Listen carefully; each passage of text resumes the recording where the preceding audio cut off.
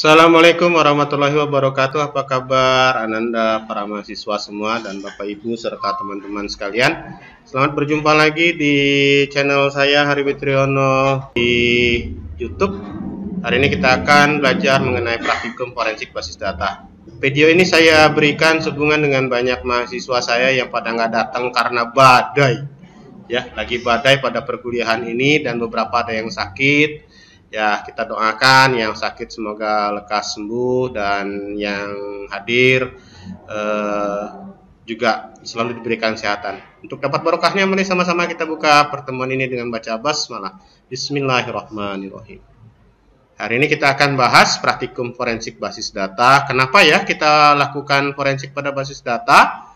Karena sekali lagi bahwa basis data menjadikan sumber informasi bagi kepentingan dari data-data yang dibutuhkan pada suatu persidangan dan lain-lainnya. Bukan saja hanya persidangan, mungkin juga bagi kita sendiri. Bagi kita sendiri kebutuhannya adalah untuk membackup atau menyimpan data sehingga apa? Kita tidak kehilangan data. Baik. Kita mulai. Sebelum mulai silakan nanti teman-teman dan Ananda semua para mahasiswa download di alamat ini bagi teman-teman. Kalau mahasiswa Universitas Muhammadiyah Bengkulu khususnya Fakultas Teknik, silakan login di LMS kelas Kito dan silakan lihat di pertemuan ke-7 ya. Pertemuan ke-7 ya. Di pertemuan ke-7 silakan nanti download aplikasinya, sudah ada linknya di sana. Kemudian silakan nanti setelah ini sebelum kita mulai praktikumnya jangan lupa SAMPP-nya diaktifasi. SAMPP-nya diaktifasi. Bagi yang sedang menunggu proses kopi, silakan yang di lab aktifkan SAMPP-nya ya. Bagaimana proses aktifkannya? Oke, kita lihat layar berikut ini. Baik Anandaku semua, sekarang silakan aktifkan SAMPP-nya. Kalau di Windows 10 tinggal klik search-nya, SAMPP control panelnya diaktifasi. Silakan. Kemudian setelah itu aktifkan Apache dan MySQL-nya. Paling tidak Anda hanya mengaktifkan MySQL-nya saja, ya. Paham? Oke, baik. Kalau sudah, ini cara kita mengaktifkan MySQL-nya, ya.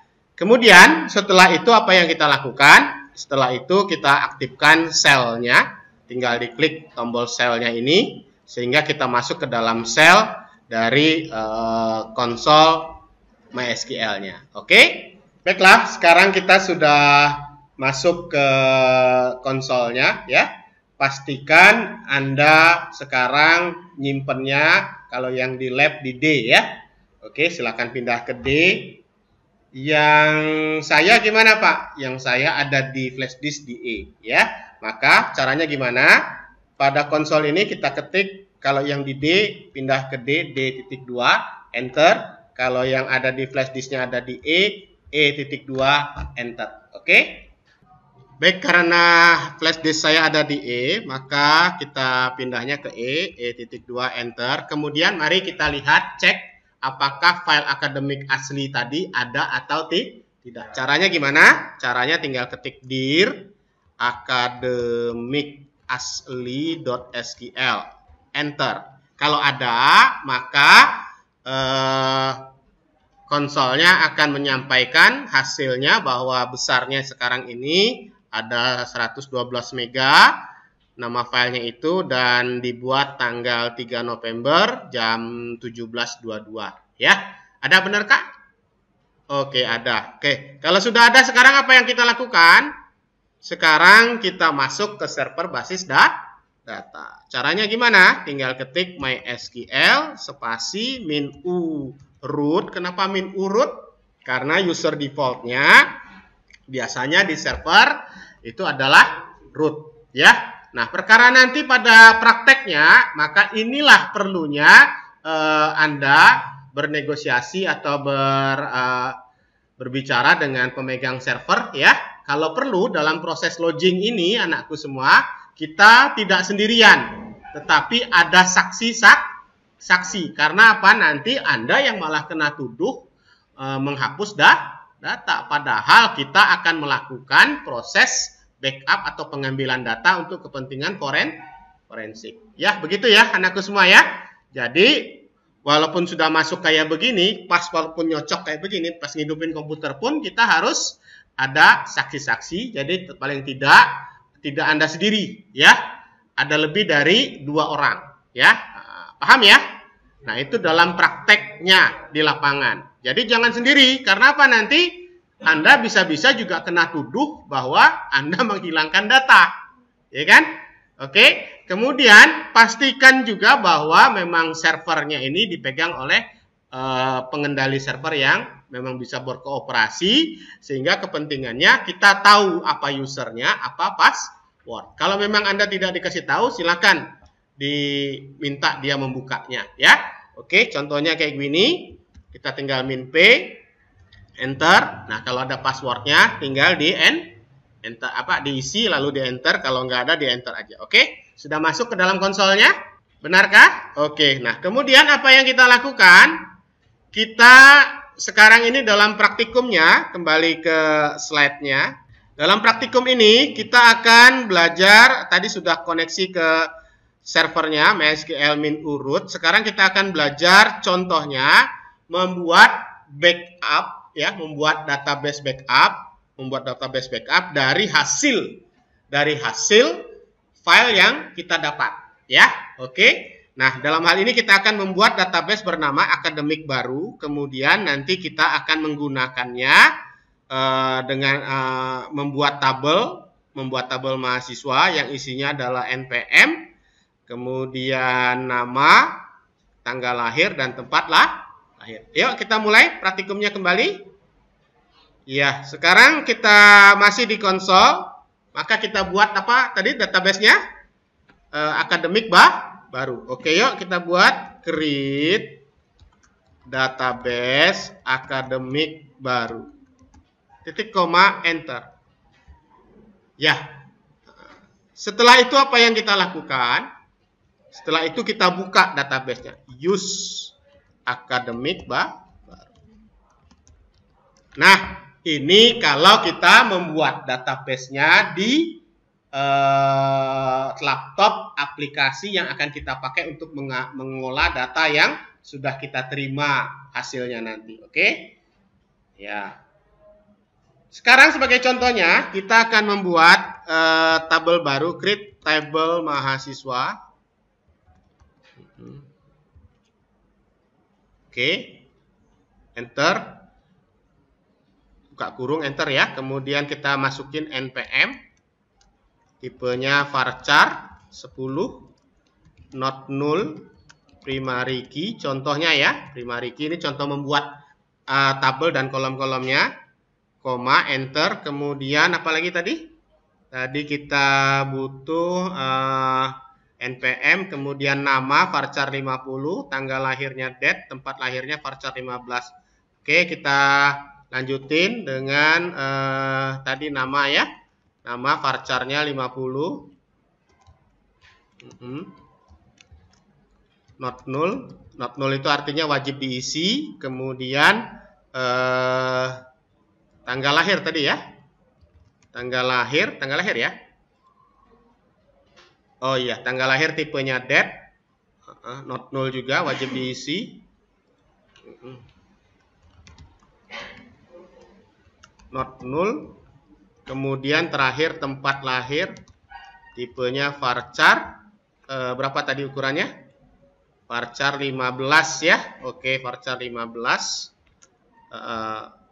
Not null. Oke, karena tidak ada lagi kolom yang mau dibuat, tutup kurung, titik koma. Enter. Maka akan terbentuk tabel baru bernama mahasiswa di dalam database akademik baru. Ya. Baik, tadi kita udah buat, anandaku semua, contoh membuat database baru bernama akademik baru ya. Sini sebagai contoh aja. Kemudian kita use ya, kita buka dengan use ini, lalu kita buat tabelnya dengan create table ya. Ini dilakukan di mana? Bukan di server tertuduh atau di server yang akan kita ambil datanya, tapi ini kita kerjakan di server kita atau di laptop kita menggunakan sampai pp-nya. Kita buat ini. Nah, cara lainnya apa? Cara lainnya berikut ini nanti kita praktikumkan, yaitu yaitu membuat database dari hasil dump SQL. Jadi kita akan membuat database dari hasil dump SQL, bukan kita membuat tabelnya, tapi nanti mengambil data dari hasil backup, yaitu file akademik asli SQL yang tadi kita sudah copy. Caranya bagaimana? Yuk kita ikutin nanti. Yang sudah masuk ke server nanti silakan. Ini kan udah 1-2 udah dilakukan ya. Jadi nggak perlu lagi. Nah, tinggal sekarang silakan. Yuk semuanya yang di lab lakukan create database. Kita buat database baru academic dump. Academic dump. Ya. Silakan dibuat database baru. Ayo lakukan create database academic dump. Yo, mau dipraktekin? Ayo kita praktekin sama-sama. Oke, kita buat database baru nak. Create database academic dump. Titik koma. Enter. Nah, kemudian kita buka database-nya. Database-nya kita buka use academic dump. Nah, selesai. Tadi kalau kita lihat di atas bahwa kita sekarang ini masih ada di E dan ada file bernama akademik asli ya, maka kita akan memasukkannya ke dalam academic dump ini. Kita use dulu, baru kemudian kita search apa nama filenya tadi, akademik asli.sql yang ada di E ya, maka kita buat akademik asli.sql titik koma enter. Kalau benar, maka nanti akan ada proses memasukkan semua tabel dan rekod-rekodnya seperti ini. Selesai dia. Ya. Nah, ini proses membuat atau mengambil backup dari file dump yang sudah ada.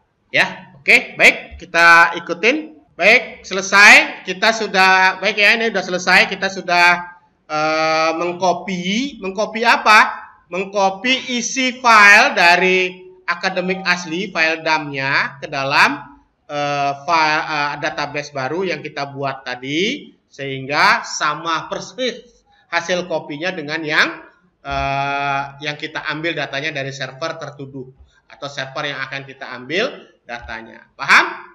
Oke, yuk. Sekarang apa yang kita lakukan? Sekarang kita lakukan lagi praktikumnya. Sudah selesai ini, the source. Kita masuk lagi akan mengcopy struktur tabel. Nah, kalau tadi anakku semua, kalau tadi semuanya kita membuat akademik baru ya, use akademik baru. Nah, sekarang kita akan melakukan proses hanya mengcopy. Kalau tadi kan membuat strukturnya ya dengan yang ini tadi di yang awal. Yang awal tadi kita buat, nah ini yang awal tadi kita membuat struktur tabelnya, maka sekarang kita akan belajar bagaimana strukturnya itu yang kita copy, strukturnya saja, bukan isinya, ya, bukan isinya dan tidak buat baru. Maka inilah yang kita akan lakukan. Kita akan menggunakan perintah create table. Ini kita masukkan ke dalam akademik baru sehingga ambil database-nya dulu ya. Oke, yuk sekarang kita use akademik baru. Mari kita lakukan prakteknya. Yuk, sekarang mari anakku semua ikutin prosesnya di layar satu-satu. Use akademik baru. Oke. Nah, Arkan yang belum ada database akademik barunya dibuat dulu. Create database akademik baru. Ya. Oke. Nah, yang lain yang sudah ada akademik baru sekarang harusnya pada from MariaDB-nya ini sekarang adalah nama database-nya bukan dump lagi tapi akademik baru. Benarkah? Benar? Sekarang kita lakukan proses copy-nya tadi, yaitu gimana? Create table MHS copy 1 like ini ya. Artinya apa? Ya, kita buat create table MHS copy 1, ini nama tabelnya. Oke. S tadi kan? Copy create table MHS copy 1 like academic DAM MHS 1. Artinya apa? Di sini kita mengcopy struktur tabel yang ada di serupa dari database akademik DUM. Tabelnya apa tadi? Tabelnya apa tadi? Mahasiswa. Nah, ya, jadi kita akan mengcopy di dalam database akademik DAM bernama mahasiswa. Sudah? Kalau sudah kita enter. Kalau benar, query oke. Ya, null row affected. Karena memang rekodnya tidak di copy, hanya strukturnya saja. Beda nanti dengan create table, tidak pakai like, kita pakainya nanti S. Beda. Udah, silakan dicoba. Oke, setelah kita rekam ini tadi dengan perintah create table MHS copy 1 like ini artinya apa? Ini artinya kita membuat tabel baru bernama MHS copy 1 yang strukturnya like itu sama, ya. Sama dengan apa? Sama dengan tabel mahasiswa yang ada di database akademik DAM. Paham ya artinya perintah ini? Jadi saya ulang. Create tabel MHS copy 1 artinya buat tabel baru bernama MHS copy 1 yang serupa like dengan tabel mahasiswa yang ada di database akademik DAM. Ya, kalau benar maka query oke. Proses ini tidak merekam rekodnya. Yang direkam bukan rekodnya, tapi struktur tabelnya. Oke, kita cek. Yuk, kita cek dengan perintah dash sekarang. Mari ikutin. Dash MHS copy 1. Kalau benar, maka nanti hasilnya adalah strukturnya sama seperti yang kita buat tadi. Ya, yaitu ini. Nah, rekodnya ada nggak? Rekodnya nggak ada. Kalau kita select bintang from MHS copy 1, maka rekodnya kosong. Rekodnya kosong. Tidak ada dia. Paham? Ya, nah, rekodnya kosong. Karena yang di copy-nya hanya strukturnya saja. Oke, paham? Yuk, sekarang kita ikuti praktikum yang berikutnya, yaitu mengcopy bukan strukturnya saja, tapi struktur dan database-nya sekaligus. Mari kita coba. Kita akan mengkopinya menjadi file MHS copy 2. Silakan ikutin sekarang di layar. Ya, create table MHS copy 2. Nggak pakai like, pakainya S. Seolah-olah atau sama persis dengan apa? Dengan database yang ada di akademik DAM. S select bintang from akademik DUM dot mahasiswa. Tik koma. Maka nanti database barunya akan terbentuk seperti itu. Nah, lihat query OK-nya beda. Query OK-nya ada 1879 record, artinya 7 row ya. Artinya apa?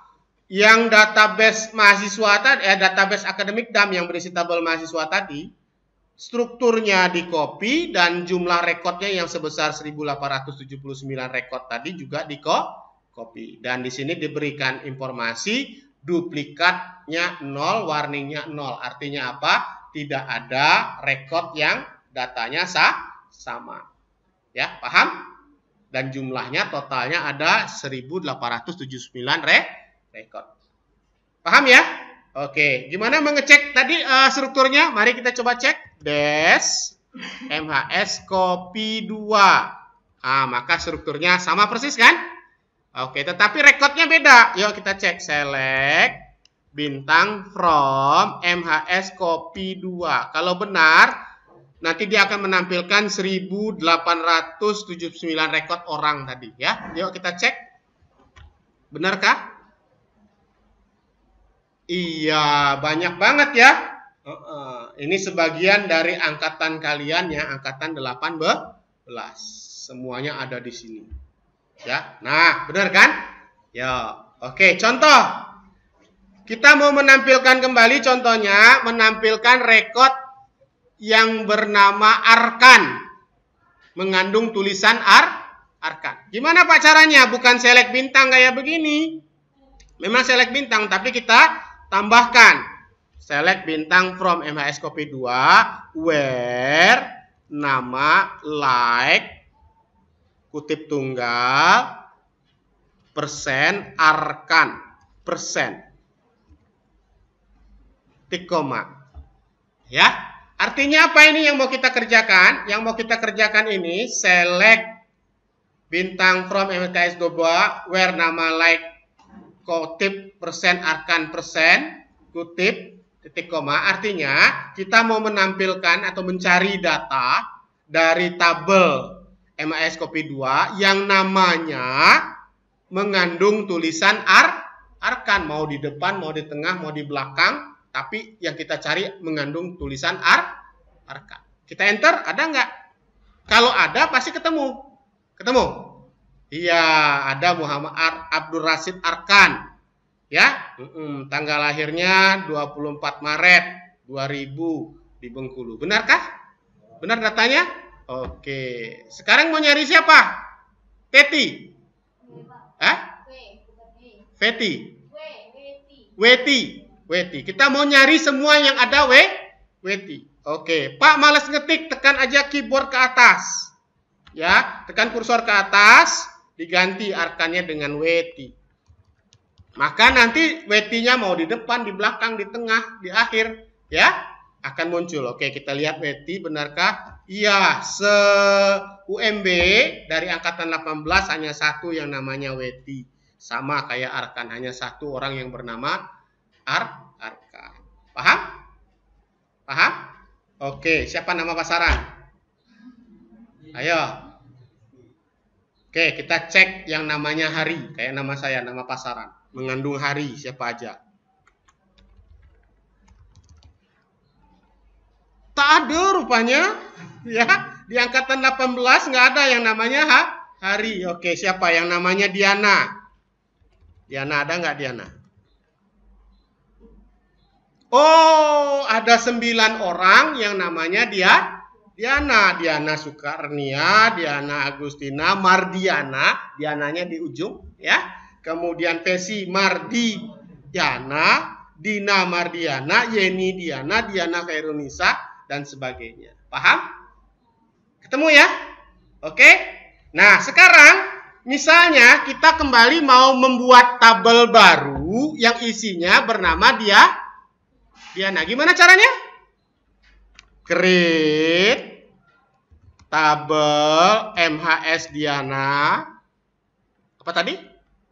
S select bintang from MHS Copy 2 where nama like kutip tunggal persen Diana persen kutip tunggal titik koma. Paham?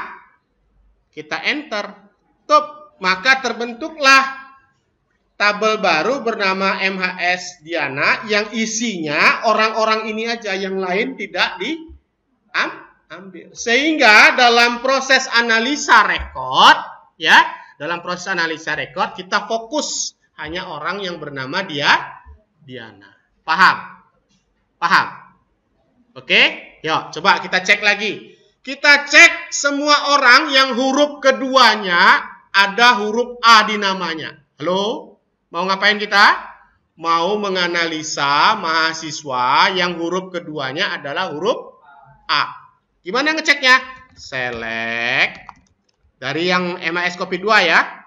Select bintang from MHS Copy 2 where nama like kutip tunggal underscore. Underscore itu di bawah min, shift min. Nah, huruf keberapa tadi? Huruf kedua. Kalau huruf kedua berarti underscore A.